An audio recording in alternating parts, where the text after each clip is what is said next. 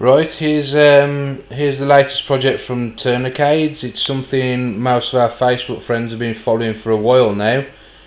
Something I've been working on for a bit of a personal project and a bit of an experimentation in cramming. This is the super compact box arcade. It's kind of a bit of an extreme version of the box arcade we already do. What you've basically got is we've got a completely self-contained arcade system contained completely within a joystick housing. Many people have done small projects like this before using compact devices hacked and soldered in, but we wanted to retain full use of like a standard PC. So what's contained in here is a fully usable PC with all the usual connections and everything at the back. If I just take a move around the back here, you'll see we've got all your standard ports and connections just down there. You can see we've got the standard 3-pin power adapter, standard VGA port, and along there we've got the sound inputs, Ethernet connection, etc, etc. Got the idea for this after our own box arcades, obviously, but what we've basically done, if we look next to it, this is the Genesis Arcade Master. Now this joystick, it's made by At Games using the Firecore Genesis emulator, like operating system. They're using a lot of their handhelds, and they've recently upgraded into this system, which you can currently only get in America. I bought a couple of these systems a while back to test them, and they proved to be brilliant, so I thought I'd pick a couple up, have a bit of a play around with them myself. But then it kind of struck me that rather than just limit it to the Mega Drive games that we all know and love, why not go for the full arcade experience? Well, obviously you can see the very low profile there. It's kind of difficult to kind of cram anything into that space. If I just put my hand there for comparison, you can see the height of this machine is probably 2.5 inches at the front at the most, up to about 2.5 to 3 inches at the back.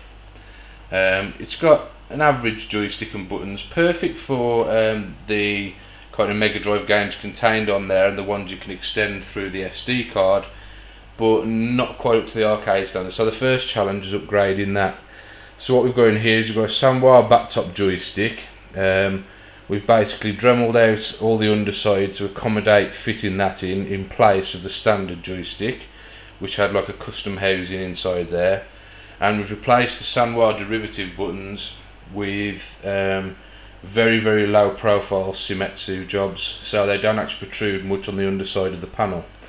One of the major changes we've done is, if we look at the base, you can see there's a slight height difference. If I go down to the similar level, you'll see that what we've done is we've taken the standard 3/4 inch MDF that we use for our full machines, and we've completely hollowed it out to add a bit of an extra depth. So we've gained about 1/2 inch depth on there where we've routed out, and what we've done is we've mounted the PC motherboard on the underside of there.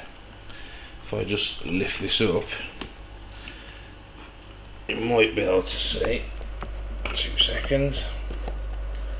On the underside of there, some mounting feet, where we've actually mounted the motherboard inside there.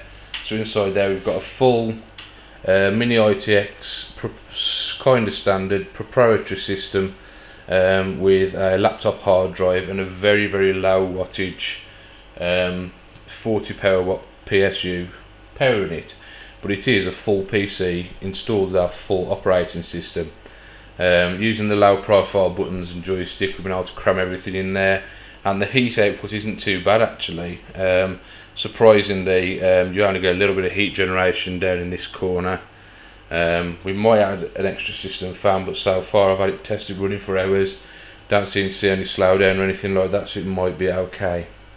At the very top we've added some super small Seimetsu buttons. They're 16 mils, and we've just added the key functions on this: quit, pause, coin and start, along with the 6 buttons. That's plenty for the platforms that are included on there.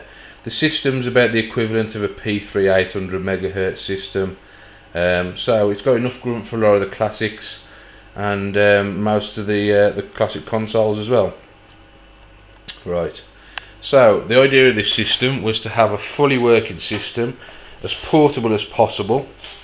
I've got this rigged up at the moment in my kitchen, so excuse the guerrilla style filming.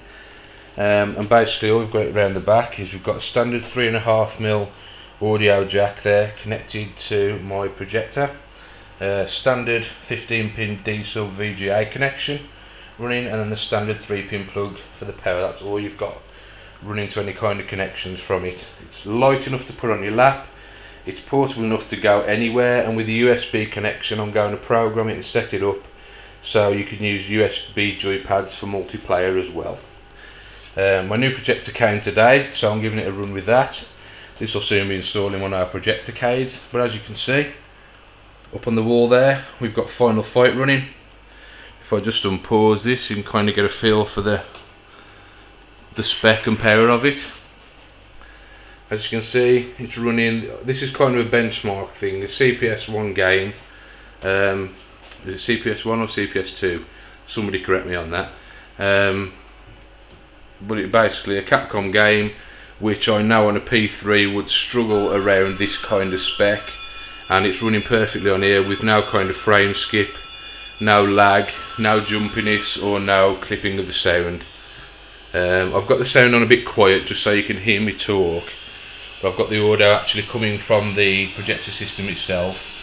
But of course you could use a 3.5mm to RCA connection and hook it up to a speaker system.